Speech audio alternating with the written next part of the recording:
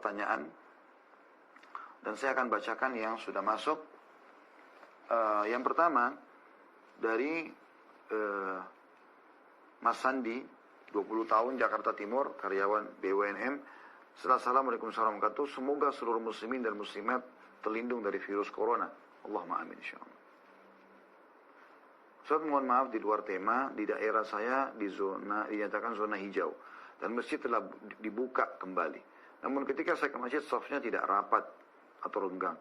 Maka saya memutuskan untuk kembali ke rumah dan melaksanakan sholat wajib di rumah berjamaah bersama keluarga. Apakah yang saya lakukan sudah benar? Apakah saya harus tetap sholat di masjid? Dalam kurung termasuk sholat Jumat. Karena saya tidak tenang melihat shaf tidak rapat. Tolong berikan saya pendapat yang bisa menghilangkan syubhat saya ini, Ustaz. Jazakallah khair. Saya minta tolong sekali untuk disampaikan ke Ustaz tentang syubhat saya ini. Saya pernah sampaikan di materi kita di Ramadan ya.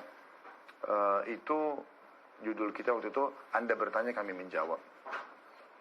Dan waktu itu saya sempat mengikuti fatwa yang disampaikan oleh guru kami yang terhormat, Syekh Abdul Muhsin Abbad.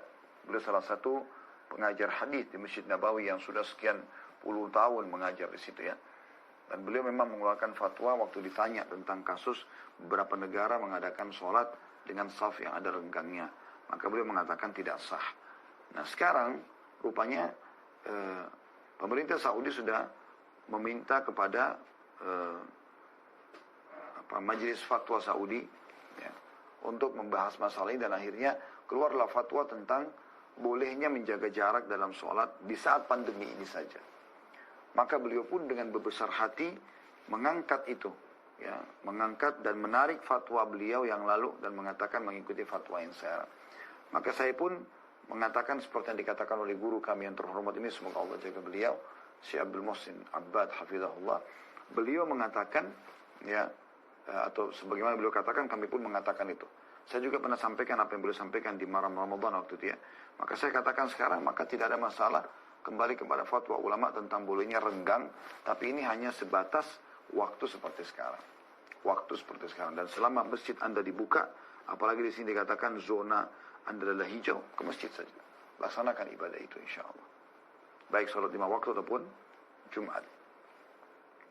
Selanjutnya, dari seorang hamba Allah, akhwat 37 tahun di Jogja, ibu rumah tangga. Assalamualaikum warahmatullahi wabarakatuh. Bagaimana hukum pujian dan salawat yang sering diucapkan di antara azan dan iqamah? Bagaimana hukum pujian dan salawat yang diucapkan di antara azan dan iqamah? Kedua, kapan seorang makmum berdiri pada saat mendengarkan iqamah? Jazakallah khair. Kalau yang pertama, saya tidak tahu apa yang dimaksudkan oleh ibu. Semua anggota tubuh ini wajibnya satu kali. Wajibnya sekali. Sunnahnya 3 kali. Nah, kecuali rambut. Rambut memang tetap 1 kali. Rambut sama kuping 1 kali. Telapak tangan, kumur-kumur, hidung, basuh wajah, tangan sampai siku, kaki memang 3 kali.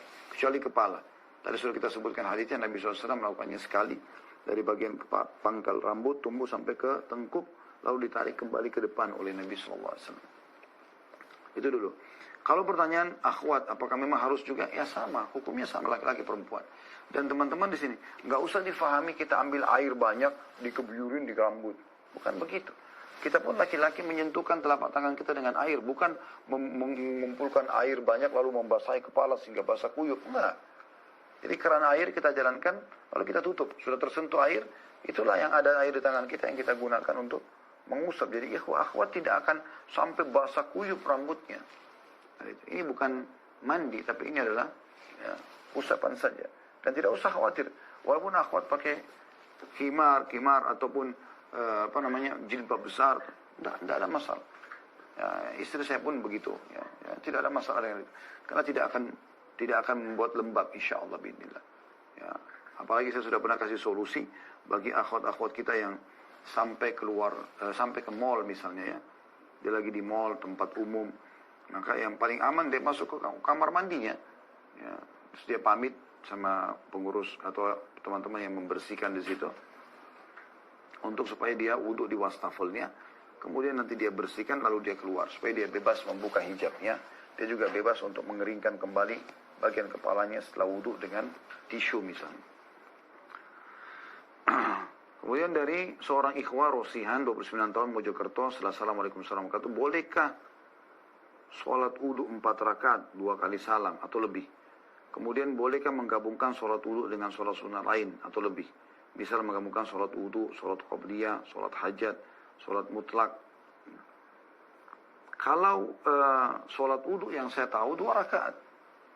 Jadi tidak usah dikerjakan sampai 4 rakaat, karena memang kan hadis tentang masalah sholat ini kan Bilal cuma mengatakan, saya mengikuti setiap kali habis bersuci sholat 2 rakaat. Yang dikenal sholat sunnah wudhu. Ya.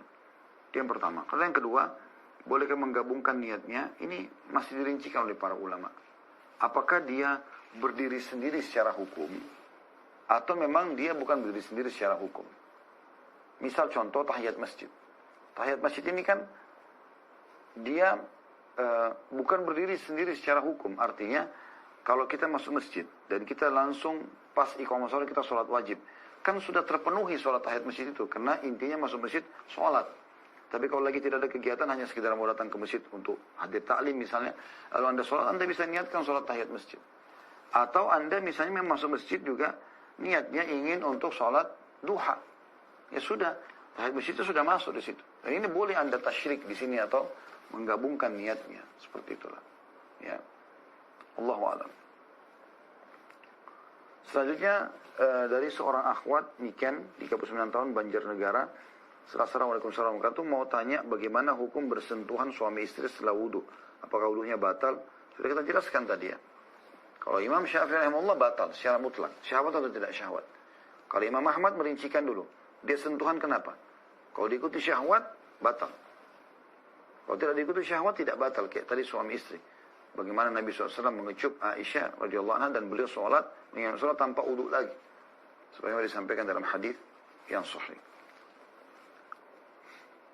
Selanjutnya dari Sabrina, seorang akhwat siswi 10 tahun. Assalamualaikum warahmatullahi wabarakatuh.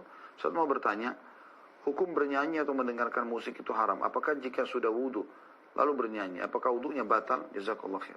Enggak ada hubungannya dengan pembatal. Jadi tadi sudah kita jelaskan pembatal wudhu. Hanya itu saja yang dijelaskan oleh ulama. Kalau orang bernyanyi setelah itu hukumnya berbeda. Dia bernyanyi itu hukum tersendiri dan tidak ada hubungannya masalah wudhunya batal. Seorang akhwat bernama Diana, 27 tahun, dari Samarinda, ibu rumah tangga. Assalamualaikum warahmatullahi wabarakatuh. Ustaz, bagaimana kalau wudhu pakai jilbab, basuh kepala? Gimana Ustaz? Terima kasih. Semoga Ustaz terbimbing Allah. Saya sudah kasih solusi tadi. Yang terbaik Anda buka jilbabnya. Lalu kemudian Anda usap. Ya, kalau Anda di di rumah orang bisa numpang masuk kamar mandi. Kalau Anda di mall, Anda bisa masuk ke toilet. Kan toiletnya itu bukan di klosetnya ya. Kan di mall-mall itu. Nah, kloset juga tidak mungkin kita basahi. Karena biasanya mereka malah tidak ada semprotan atau spoitnya. Tapi di wastafelnya. Anda pamit dengan yang membersihkan di situ. Baru Anda bersihkan setelah wudhu, insya Allah kembali air-air yang muncrat sana sini ya. Mungkin kita cukupkan dengan ini ya. Insya Allah cukup dengan pertanyaan yang sudah masuk. Seorang hamba Allah, ikhwah 25 tahun dari Bogor, karyawan swasta. Waalaikumsalam warahmatullahi wabarakatuh.